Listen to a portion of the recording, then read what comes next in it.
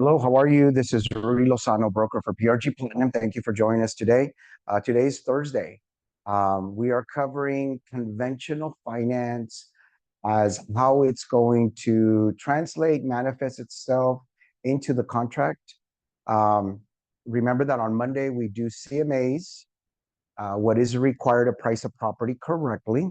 There is a video that we talk about pricing your house to sell that has the different concepts because it's so crucial that you price the house correctly and that you are seen as a real estate professional by your seller, which adds to your value proposition.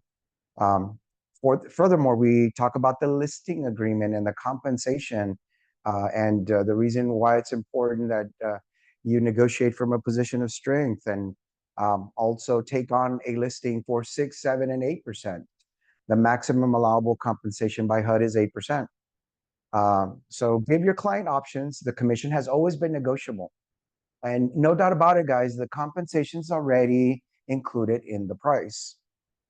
Furthermore, in the future, appraisers will need to make adjustments for apples to apples comparison. They do it on square footage, they do it on that third garage, they do it on pools, they do it on, um, the different characteristics of the home. But at the end of the day, just know that the compensation and the concessions will also be an adjustment into the future. So um, price your house correctly. That is Monday. Tuesday, we talk about the contract from beginning to end, the different addenda, different disclosures that you guys need to be including in your um, packages, whether it's a buyer's orientation or seller's orientation. And of course, how to structure the contract um, strategically for the benefit of your buyer as well as for your benefit. Because once again, on Wednesday, we cover the compensation agreements, the short form and the long form. And the difference is that the short form, not sure if you meet somebody at an open house or at a coffee shop, you might want to take them on as a client for 24, 48 hours. I would discourage you doing the compensation for an hourly rate or per house for those kinds of things, because you don't know if your journey it will comprise the showing of 1 or 2 homes, or you'll be stuck with your client for 30, 60, 90 days in 100-degree weather, negotiating multiple offers. So I certainly would stick to a percentage rather than a per showing. We are not order takers. We are actually real estate professionals. So um, always collect a percentage. But also we talk about the compensation agreement and negotiating from a position of strength. When you take on the listing, you want to take on the listing with full compensation, as well as your compensation comes from 3 buckets. That would be the seller, the builder, concessions, and the difference comes from the buyer. So knowing about concessions becomes ever so important today because there is a lot of options out there as far as how to structure your deal, for the benefit of your client. So let's talk about just the climate in general right now. This settlement has created frenzy throughout the country. NAR in communications with TAR and TAR communicating with TREC. It seems like everybody throughout the state is trying to make adjustments and stuff. But just know this is that many states are looking to the state of Texas for guidance on all these different changes and how that's going to manifest into compensation for the agents, as well as how contracts will need to be structured. And of course, we're going to depend tremendously on the lending industry, to help our industry, because once again, we're part of that army that it takes to consummate a real estate transaction, whether you represent the buyer or the seller.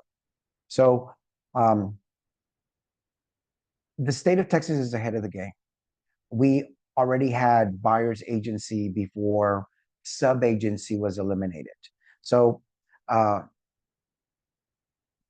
now you either represent the seller or you represent the buyer. Your contracts already state that there's compensation agreements already in place prior to you even submitting the offer.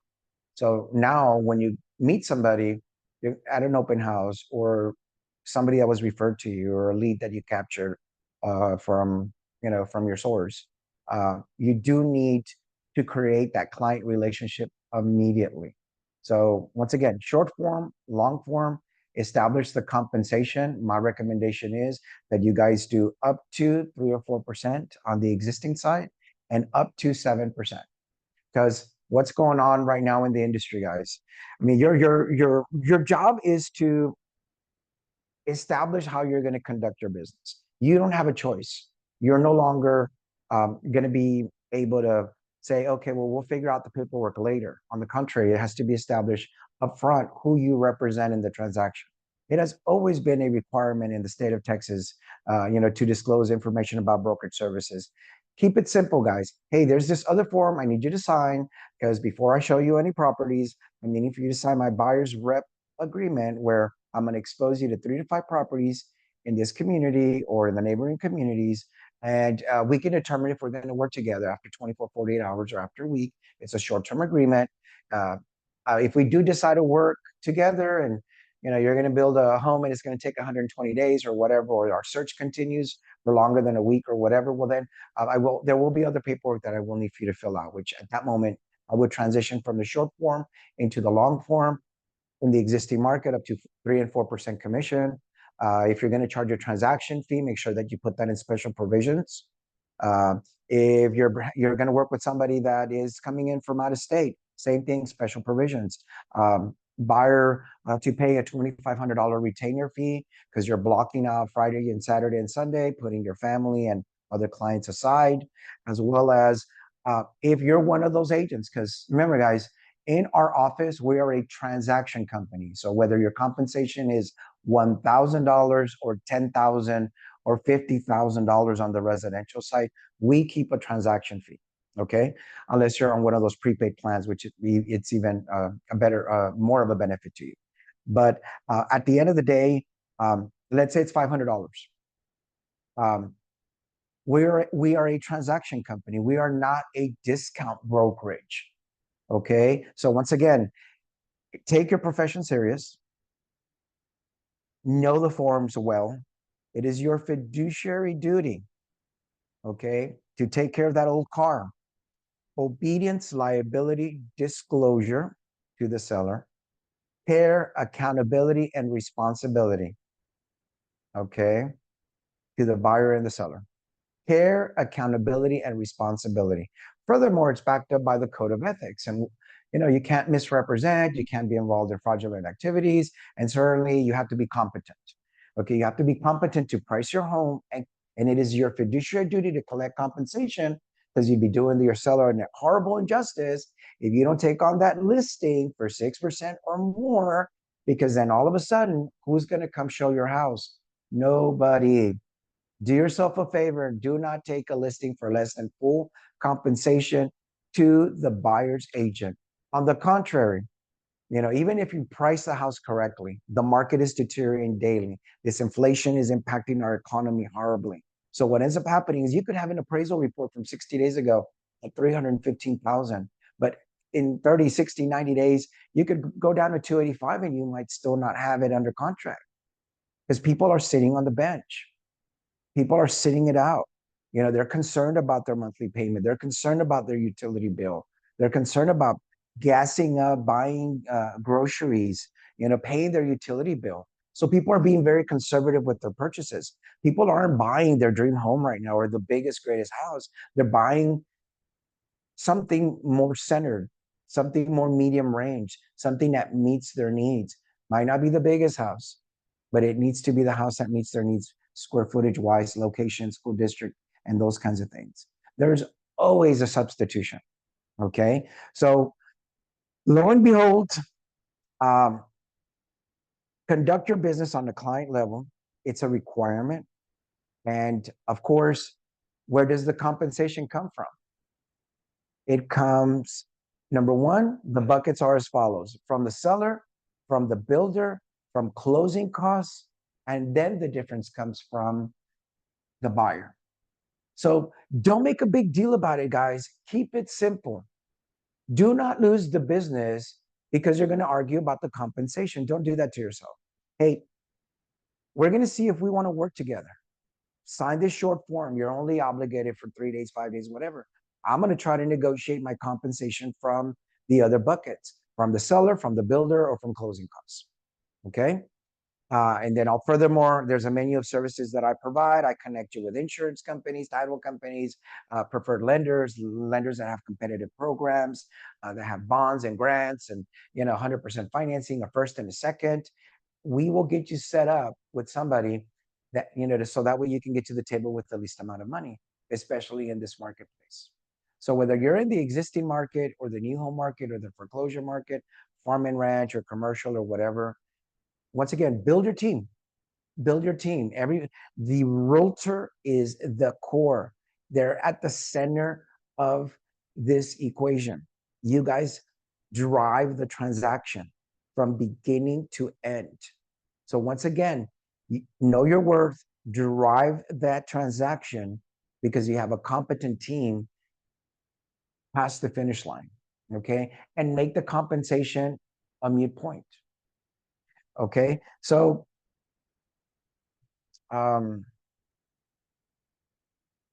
let me talk about the following thing, because here at PRG Platinum, we are 100%. We give you extraordinary service. We have a compliance manager that was getting your CDA out, because for us, it's very important that you get compensated at the table. We'd rather do our due diligence up front, finish it out, and get that CD2 title 10 days or more prior to your closing. But unfortunately, the reality of it is that people were waiting less than 10 days to deliver their package. And we were waiving compliance fees and stuff because it's not fair to the other people that are actually submitting their package well in advance, whether they were building a home, taking 4 months to do it, or involved in a transaction closing in 30 or 45 days. So many people were waiting within 10 days of closing on the transaction. We will be changing policy. It will take effect next week, because now you're going to be required the day that you have your contract executed, all required forms by Trek and Tar will need to be in compliance. Your buyer's representation agreement must clearly outline your compensation. So once again, if you're going to collect 3% plus a $1,500 transaction fee or a retainer fee, it needs to be outlined in your buyer's representation agreement, whether it be the short form or the long form. And then if you have the short form, it needs to be extended through the day of closing and beyond. That's the reason you need to transition into the long form if you end up submitting an offer, extending those, increasing your compensation, your protection period, including a retainer fee, a transaction fee. But there is no reason why all your documents can't be in your initial delivery via DocuSign or the electronic signature available in your software. We will require that it all be together, so that way we can get your CDA to you within 10 days of you guys going under contract. Because guess who's driving that CD? The lender. Title company has become a paper pusher or an order taker. They take instructions from the lender. So rather than you deliver a package, because we're not going to be responsible for your compensation, guys. It is the responsibility, the fiduciary duty for you to enforce your agreements and your contracts. So if you're telling the buyer that you're going to charge them 3% plus $1,500, they better know about it. It better not be a surprise at the table. The title company cannot be surprised, and the lender and the underwriter and the processor and the loan officer all need to know about it. You can't splurge that at the table to the lender, because then all of a sudden, depending on the kind of financing that you're doing, if you're doing FHA, VA, USDA, and conventional financing, what happens is if your buyer is short on funds to close, and all of a sudden they're being required to have X amount of money in reserves after they complete the sale, and then all of a sudden you're blindsiding the underwriter that you want to throw on a $600 fee, a $1,500 fee, a $3,000 fee, or a $10,000 fee. You're not going to be able to do that. Your transaction cannot blow up at the table It is not fair to our office, to the lender, to the title company that you could not deliver your documents to us so that way our compliance team can review it and get your CDA out. So we're going to deliver that CDA out to you. You have to bless it. You have to deliver your entire package within 10 days. You will get your CDA. It is your responsibility to input the lender and the points of contact. So if it's a loan officer and they have a team, we need to have those two emails. But it doesn't matter. It is still your responsibility to follow up with the lender and say, Mr. Loan Officer at whatever title, mortgage company, did you get my CDA and my buyer's representation agreement? They match. Because get ready, guys, because underwriters and title companies will most likely require to see that your buyer's representation agreement mirrors your CDA, because you cannot charge money that a buyer did not agree to collect. Okay, so remember, the buckets are when you're negotiating your compensation agreements, from the seller, from the builder, and from closing costs. And let's talk about that now. Before I start talking about the conventional financing, if you have a buyer going FHA, VA, USDA, or conventional, it doesn't matter what form of financing that you're going. It is best that you max out depending on the loan program. That's the reason you have to have conversations with your loan officer. Your loan officer needs to tell you, hey, this person has options to go FHA, VA, USDA, and conventional, or just conventional and FHA, or conventional and VA. I mean, you need to know what the options are. And then they need to provide your buyer as well as yourself what maximum concessions are. Because, for example, let's say you negotiate $10,000 and 1,500 of that is your compensation. You need to specifically outline that to the loan officer. Hey, I just negotiated $10,000 for the buyer. In discussions with the buyer, they knew that they were going to be responsible for $1,500. I was able to negotiate that. Do not buy down their rate. Do not pay down, do other things, because my cost is a fixed cost, kind of like paying for the appraiser and the surveyor. I will expect compensation from the concessions. I've already put you on notice. Here is my CDA, my commission disbursement authorization signed by my broker, blessed by my compliance department. Well, not blessed by them, but blessed by you, okay? Because you worked hand in hand with Clint within those 10 days. It mirrors your compensation agreement. It's delivered to your loan officer and your whoever's assigned as the processor, and it is the lender's responsibility to ensure that underwriting knows about it. Okay, that $10,000 can't be used for other things if you've already put them on notice that it's to cover the difference of your compensation. Okay, you might even want to put that on your special provisions. $1,500 from 12B is to cover the broker's compensation. Okay, so this class is specifically designed for you guys to know what programs are out there. We have a program that if you already live downtown, you are within the HUD median, as well as have a 700 credit score on this particular grant. We have a grant for $15,000 that can be used for down payment, closing costs, buy down, paying off debt, and of course your compensation. I will email out details specific to this grant program offered through one of our banking lines. We do have other grants that are more conservative.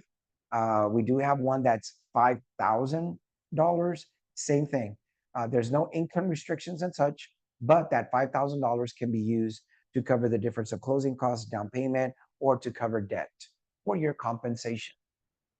So, like I said, the lending community will need to step in to help you, because we're a team. We're a team, guys. Regardless of brokerage, regardless of the role that you play, whether you're a buyer's agent or listing agent, we are. I mean, there's approximately 200 agents in this office, 14,000 realtors as part of the San Antonio Board of Realtors. approximately 115,000 realtors statewide, 1.8 million nationwide. At the end of the day, if you're doing decent real estate, you belong to a brokerage that belongs to our trade association, which is NAR, the National Association of Realtors. And then NAR, of course, if you're part of NAR, you're part of TAR, which is the Texas Association of Realtors. And if you're part of TAR, your broker is required to be part of the local MLS, which in this case, it's San Antonio Board of Realtors. And in our case, PRG Platinum is members of San Antonio, New Braunfels, Kerrville, Fredericksburg,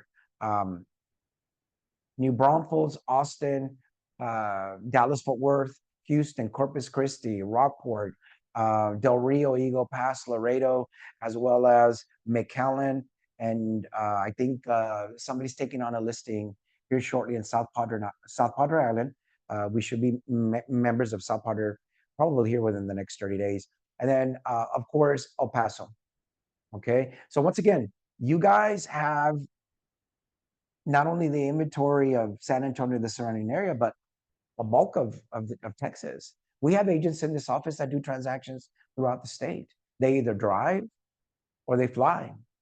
Okay. But rather than pay a referral fee, you have the opportunity and the privilege to take on a listing somewhere that might be 3 or 4 hours. But at the same time, remember that you do need to study the marketplace and be geographically competent. Okay. So don't leave any money on the table, guys. If there's an opportunity, take it. Okay. So let's talk about the typical conventional program. For if you're a first-time home buyer, the lowest down payment program that we have is 3% down. But remember, there's a grant out there that can make up that spread. So that way you can almost accomplish 100% financing. You can also combine it with down payment assistance, whether it's with the city or the state, and then different grants that we do have available to you guys through our different banking lines. Okay. There's a 3% program, there's a 5% program, there's a 10% program, and 15, and of course 20, and then beyond. At the end of the day, just know that if you're putting less than 20% down, the maximum concessions that a seller can pay is 3%. So the way I would structure this is, let's say it's a $200,000 deal. 3% of 200,000 is 6,000. Put that in 12B. Conversely, there is no bucket for the compensation anymore. Even the page where the brokers are listed and the compensations listed at the bottom, there is talk that actually will disappear as well. You will need to negotiate your compensation directly through the broker, on their website, through the agent. And then when you submit your offer, it's going to be good business practice for you to document the compensation before you submit your offer, but certainly send over that registration between brokers where you want to know what the compensation is on the other side before you submit your offer. Okay, so once again, and you could actually even submit it before you even submit your offer. Hey, you guys are one of the options. I want to know what the compensation is. I don't like to play funny business, because remember, guys, for a contract to be valid in the state of Texas, it must be in writing. Furthermore, if Trek and Tara have already taken the time to provide you with this document, they're not wanting for you to be writing it in special provisions. They consider you practicing law, you writing things in special provisions, when there's already a fill in the blank form, which is a promulgated form. Okay, so use the applicable forms so that way you're in compliance not only with our brokerage, but with Trek. Okay, but on the compensation page it is my understanding is going to go away. The compensation has to be listed in 12B. I'm sorry, the maximum concessions, depending on the program, has to be listed on 12B. You can, in special provisions, notate seller to pay an additional 3% in buyer's agent compensation. It's not encouraged, but I'm not sure how this is going to manifest itself. But underwriting is telling me that you cannot place it in the same bucket. If you want it broken out to ensure that you don't mesh the closing costs and the prepaids and buy down with the buyer's intended closing costs with your compensation, it's best that you write it in special provisions. They're gonna have to create a different bucket for it as well, especially if you negotiated that with the other brokerage or with the seller. Because once again, when you take on a listing, guys, we are going into agreements with with the best intentions. And even though you're right on point to listing the property to based on market value, who's to say that there's um, nobody interested in the property? Um, Once again, folks are not buying the biggest house. They definitely want to buy something that's well priced, move-in ready, fresh coat of paint, carpeting, or tile, or updated restrooms and kitchen and everything. I mean, the cream puff still sells, and it sells for top dollar, and it sells with multiple offers. Okay, but at the end of the day, that's not to say that the listing can't get adjusted. Hey, we need to do a price reduction. Seller needs to offer full concessions to the buyer and then some, offering prepaids, closing costs, and buy downs. And furthermore, one of the things that I recommend when you call me is price reduction, additional concessions, as well as a bonus to the buyer's agent. You might have not started your listing offering a bonus, but then if your seller has authorized you $10,000 or $20,000 price reduction to compete with the builders, right? What ends up happening is that you need to amend your listing agreement based on conversations that you're having with the seller. So amend the listing price, uh, items that you can market to the public. There is a form for that, as well as the compensation. Okay, amend your listing agreement so that way you're in compliance. Okay, so at the end of the day, if you're offering a bonus, um, the seller does need to agree to it. Now, I'm not sure how the compensation in the future is going to be displayed on the multiple listing service. We were supposed to already be in compliance by the first, but they gave us through August 17th. However, there's different boards throughout the country fighting the revisions to the settlement because it doesn't make any sense with technology being where it's at. It makes no sense for it not to be a valid key selling point um, to be able to attract a buyer um, or an agent. Because trust me, guys, not only will you guys as agents be looking at the compensation, but the buyer's going to be looking at the compensation as well. That's the reason you need to have a buyer's orientation with them and ask those questions. Mr. Buyer, in the event that the seller doesn't offer compensation or the builder doesn't offer compensation, would you like me to expose you to properties where you will be responsible for the compensation? If they tell you no, you haven't talked about zip code and school districts. You know, you're not redlining or steering or anything. On the contrary, you're deciding, you're having a buyer's orientation. Like an attorney has a initial first free consultation. They want to determine if they want to take on the body of work, and the moment that they take your money, they're committed to it, right? You're going to decide if you're going to take on the client, you know, because if they tell you that they want to buy something in Austin and you don't service Austin, well, then you're not a good fit. Conversely, let's say you don't work the Castroville area or Bernie, same thing. Conversely, you don't work free. So if they don't want to see anything that doesn't have compensation, it's okay just to expose them. For example, in Stone Oak, let's say there's 10 properties. Okay, well, I've delivered the 7 properties that meet your criteria, Master Down, uh, you know, Reagan School District or what have you. Uh, and of course, all the homes that where the seller is offering compensation and a bonus. You don't have to tell them that you excluded 3. You already had that orientation with them, okay? But once again, let's go back. Conventional, if you're putting less than 20% down, the max concessions that are allowed are 3%, plus the compensation that needs to be written in your buyer's rep agreement. And furthermore, you can request additional monies to cover your compensation. But it, according to underwriting on the mortgage side, not what TAR and TREC and NAR are saying,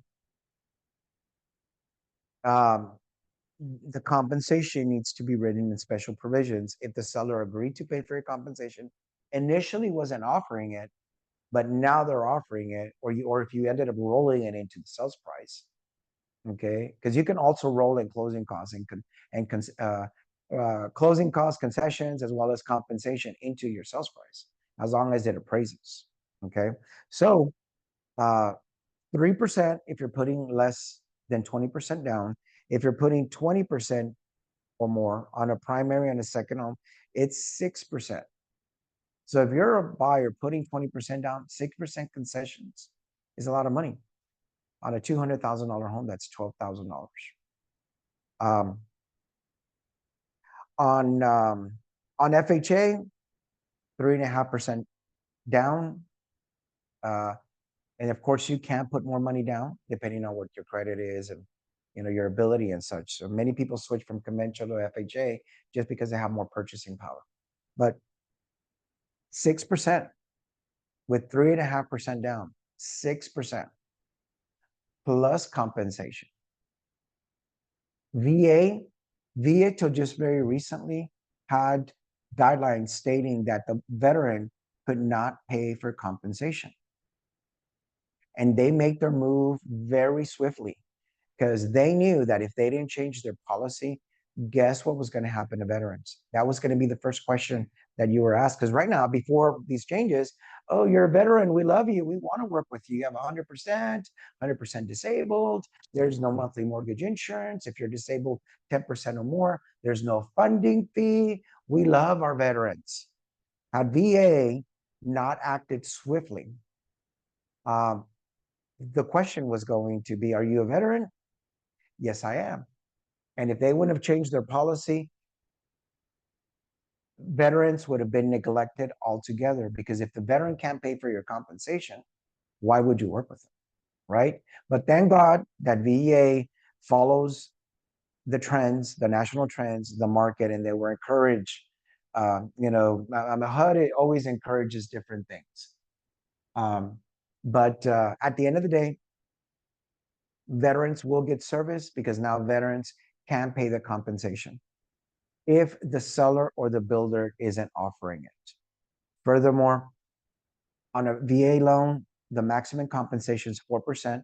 That can go to prepaids, closing costs, as well as buy downs and such. However, now through separate agreements, which I recommend that you refer to them in special provisions once again, veteran to compensate buyer for buyer's agent 3% compensation, or please refer to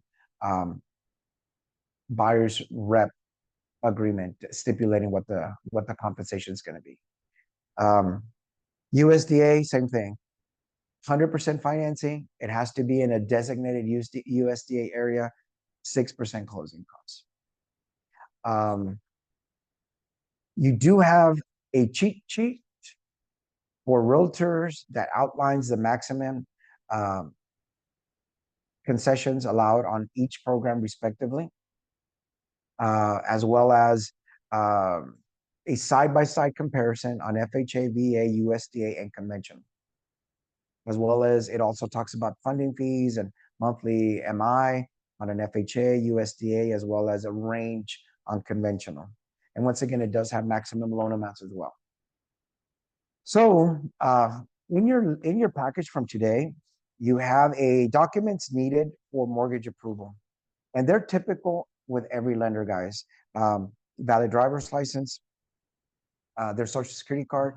If for whatever the reason the W-2 is blocked out, we need something to validate their social security number. Pay stubs within the last 30 days, federal tax returns when they're self-employed or they're commission-based. And then, of course, W-2s and 1099s. So let your lender do what they have to do. They're part of your team. You can be in the equation. You can be part of the communication. But once again, stay in your lane is what I encourage you, but follow up as much as you feel that you need to. But at the same time, every lender has the same requirements. We all have to comply with FHA, VA, USDA, and conventional guidelines. When it's a TRID loan, guys, it's being monitored by the government. And those loans, there's a lot of due diligence that has to be done on them. They have to comply to, national guidelines through these programs. At the end of the day, nobody wants to buy back a loan. A lender does business on behalf of USDA, on behalf of FHABA and Fannie and Freddie. So you as a lender need to know that whatever's being requested is to benefit the buyer, so that way you can package their deal. Because sometimes a deal might start off conventional and it ends up FHA or vice versa. And just know that one of your responsibilities is to encourage your buyer to submit your financials. That way, your loan officer or your lender can take you from being pre-qualified into being fully pre-approved. Okay. It gives you the competitive advantage when you're submitting offers. But no doubt about it, there's preliminary stuff that's collected up front. And then once the loan gets approved or declined or needs to be rehashed or whatever, there might be a need for additional documentation. And just know this, guys, HICS and things that aren't official, things that can be altered, that if there's any type of fraud that can occur, underwriting has every right to ask you for the original bank statement, the original mortgage statement or credit card statement or 401k statement, a better or more legible copy of anything and everything that they require. Because they might have gotten you a pic or uploaded a pic, but I mean, if it's dark and it's not legible and you providing it is one thing, it being approved or something that can be used is another. So just get your clients to cooperate with the process. Okay. There is a do and do not list. This needs to be part of your buyer's orientation. The positive things to do: don't quit your job, pay down your credit cards or pay them timely. And then the negative things: don't go from being a W-2 employee and change to a contractor. Don't have overdrafts. Don't co-sign for an RV or anything or a car or another house. Okay. They are do not items that you need to know about, that you need to review with your client and add value. And if they have any questions, they need to call you or they need to call your loan officer. Okay. So once again, we are part of your team. We are part of the army that it takes to close a real estate transaction. We all need to get along with one another, respect each other's jobs, and help one another in the information gathering stage, okay, for the benefit of our respective buyers and sellers, okay? Does anybody have any questions or any scenarios or, or anything? How many people am I? 4? Okay.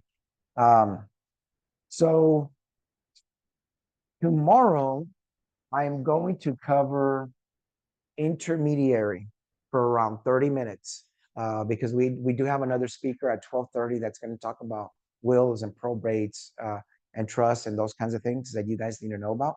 But from 12 to 12:30, I am going to cover intermediary because no doubt about it, guys, if you're a brokerage that has more than 3 agents and we have more than 200, okay, and they keep on coming, because once again, if there is organizations that are out there that are pegged, that are aligned, that NAR considers that they're better equipped to handle the changes in the future, they're going to be transaction companies. And like I said, we are probably the Neiman Marcus of transaction companies rather than the Dollar Tree or the Dollar General, okay? Because we have an abundance of resources for you. I do not require for you to use our mortgage company, our insurance company, our notary service, but at the end of the day, we're always here to help you, even if your transaction closes somewhere else, okay? Because we're all about helping the respective family close on their transactions. And I'm always here to brainstorm and problem solve with you. So if you guys have friends out there that are struggling, that are having mental breakdowns because they don't have the love and the support from the brokerage and they don't know where to go, invite them on the Zoom. You're more than welcome to share it. Invite them to come to the office. I'm okay with that. Our industry is under attack. We all need to work together as a team, whether it's in this office, through intermediary, or our fellow realtor associates from different companies. Because no doubt about it, guys, San Antonio is a small community. The probability that you're going to be involved in a transaction, whether you're on the listing side or the buying side, is very, very high. Okay, through the years, you'll realize how many agents you know. So once again, if somebody's in dire need of help, they're thinking about exiting the industry and they just need some coaching and some training or some support, be a friend, be a buddy, not a bully. Okay, and let's try to help our industry and the folks that do want to stay in this business, do enjoy this industry. And we love you guys, we want to help you guys, and we will continue with this training into next week. And then I'll be going on vacation for another week, but then we'll continue uh, continuous training well into the future. Okay, because I want to make this available to you guys. I want you guys to negotiate from a position of strength. I want you guys to be the ones that survive. I want you guys to be the leaders in the industry. I don't know what they're doing at other places, but for many years, I have taken many phone calls, many emails, visit with many of you individually. I had to get out of my comfort zone to be offering and speaking not only to you guys here live, but on these videos that we're doing are on our website and they're on YouTube. Let people know about them, give them guidance and encouragement, and we will get through this. Okay, um, the real estate industry is here to stay. Those that take it seriously will do well and stand out. Take as much coursework that you can, whether it's here at a title company. Take your GRI, your CRS, your ABR. Take any and all designations. Because remember, guys, we even give you a $300 tuition reimbursement every 24 months. Okay, so once again, learn as much as you can. I'm not asking you guys to be an expert on the financing piece, but you need to know about it. We've gotten you these cheat sheets for your benefit. Whether you use us as a lender or not, the do's and the don'ts needs to be part of your buyer's orientation. Sell value, your value proposition. Okay. And once again, if anybody has any scenario, I use my knowledge, my experience, my education to try to help you guys. Because behind all of these transactions, there's little children or there's the elderly. We have a fiduciary duty, to our clients, to our community, to our industry, to be at the top of our game. Okay. In your darkest hour, you must have faith and you must have courage. Okay. So get out there and let's take every transaction one by one. And if you guys want to brainstorm a scenario, once again, guys, you guys are so privileged. I've been in banking since January of 1995. I worked for a number of mortgage companies. I worked for housing and urban development in the late 90s for 2 years with Michael Casey. I was the operations manager for 36 counties. I used to close 8 to 12 deals a day. I have an insurance license. I'm an insurance broker. If you track me on social media, I'll log on to chats and give advice as an insurance broker on how to handle foundation problems and roof and repairs and those kinds of things that can be covered through insurance. I've been a notary since the early 90s. So insurance broker, mortgage broker, real estate broker, and a notary. Mr. Clint's been with us for 20 years. Christina's been with us for over 12. Alejandra's been with us for over 10. Mr. Keith Bach's been with us, for 5 or 6 years. Melissa's been in the business for 25 years. Nancy's been in the business for over 15. There's a wealth of knowledge for you guys. We're all here to help you guys and help one another. So once again, when you're out there dealing with agents, represent us proud, be the team lead that takes that transaction past the closing table. If you're dealing with an agent that isn't strong, the contract isn't filled out correctly, help them. If they're bringing a qualified buyer to your seller, okay, help them with the contract. Help them get their contract receipted in, so that way your seller can benefit from it, or vice versa. Okay. So thank you guys for joining us. We'll see you tomorrow to cover intermediary. Very, very great opportunity for you guys to do both sides of the transaction. It's very lucrative for you guys, and it is your fiduciary duty to collect full compensations. That way you can mobilize your team that consists of over 200 agents at PRG Platinum. Have a wonderful day.